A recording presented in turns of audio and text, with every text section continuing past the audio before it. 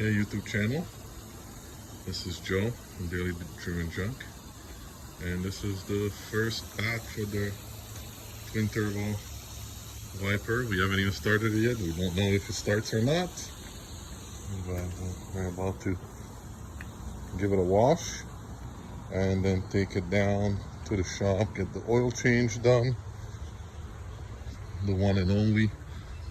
Every year we do just one oil change because it doesn't really get driven much, maybe two to 500 miles a year. But yeah, it's just coming out.